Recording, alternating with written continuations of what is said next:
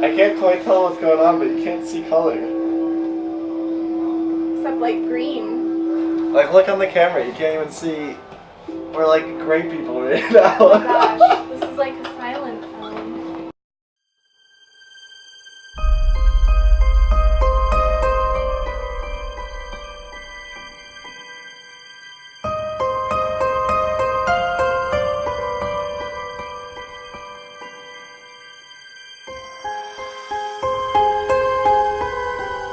Hey everyone, welcome back to another episode of the Diabadass Tour. We are picking up exactly where we left off, which was Shay dropping me off at the Denver airport and going out to Albuquerque, New Mexico. And we're going to meet 3 of the people I met down there. There's way more, but I'm picking 3.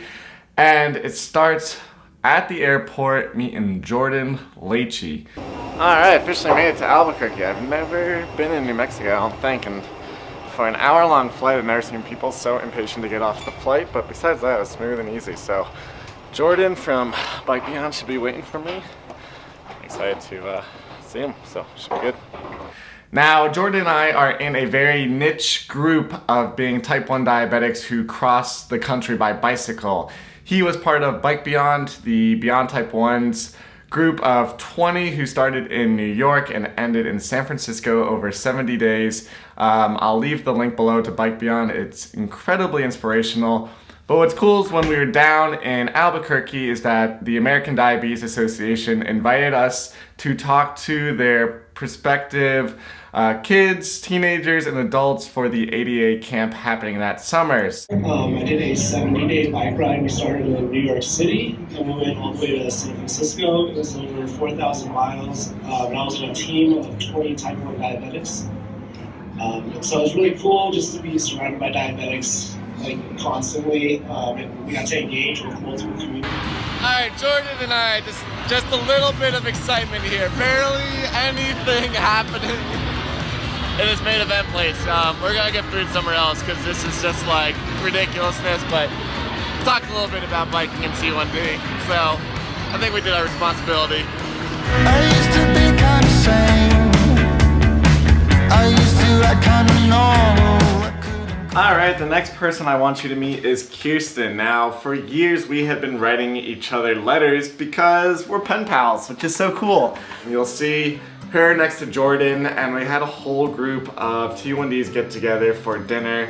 She's now going on the keto diet, and I won't go into it that much, but keto is basically like a low-carb diet, and she's been finding it really successful, helping maintain her blood sugar, so it'd be cool to talk to her more about that. If you want a T1D pen pal, check out Beyond Type 1's snail mail program. They'll match you up with someone who kind of has some similarities to you, whether it's age or interest. And what's cool is that Kirsten and I were the same age, but I was diagnosed as a teenager, where she got diagnosed like in her late 20s. So a lot of the fears that I had dealt with as a teenager, she was starting to deal with now as an adult. And then switching over to Geneva, the final person, you'll hear Geneva and I even mention Kirsten because that's how close they live together.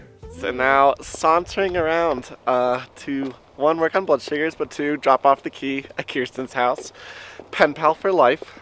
Now, things with Geneva started off on a pretty exciting level, I might say.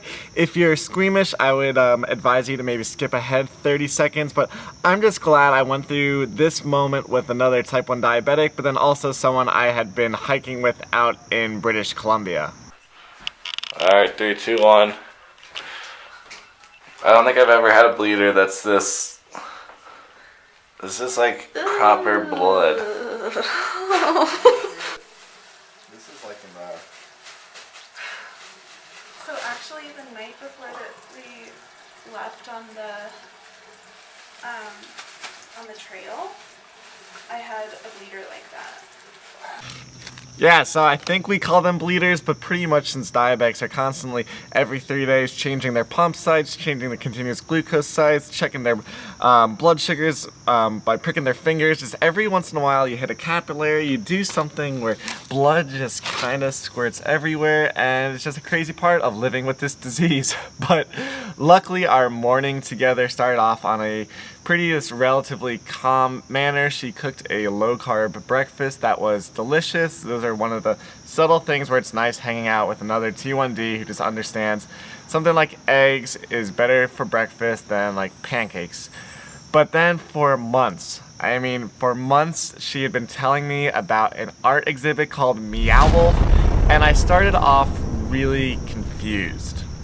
Alright, so Geneva and I are outside of Meow Wolf, so if you see giant, that's like a good, 30, 40 feet tall. But I was trying to think of how I describe before going into it, and I'm expecting like an IKEA of the crazy art world. As in like room shifting and this being like, it starts out fun and by the end you don't really know what you're getting yourself into. Because that's how I feel at IKEA.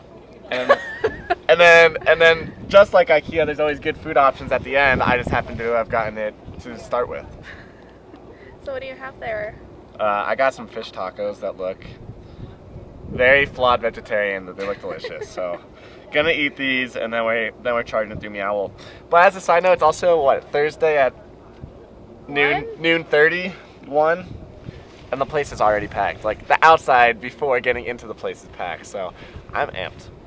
Now what's tough is I'm gonna try to guide you guys through this exhibit, but it's a lot. So you start off in this huge warehouse that used to be a bowling alley that's now converted, and you begin in a house. All right, Geneva and I are now in the house, which is kind of where we started.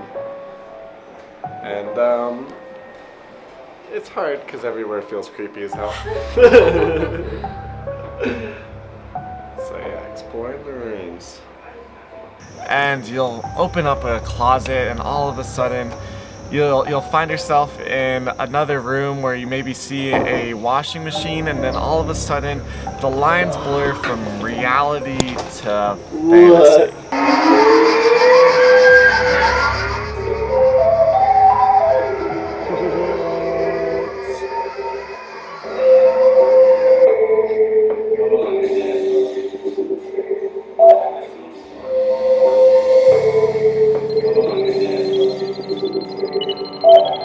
Alright, it's maybe 15 or 20 minutes in. I've lost Geneva. She could be on this level. It's hard to know what to think yet, so I'll give you some more updates, but you can try to interpret this. Isn't it weird when you're like, what would an animal see if they don't see like art? Right. Right? Like Crocs. Bright orange, super bright orange Crocs. Right. It's whoa. Okay, this is really starting to creep.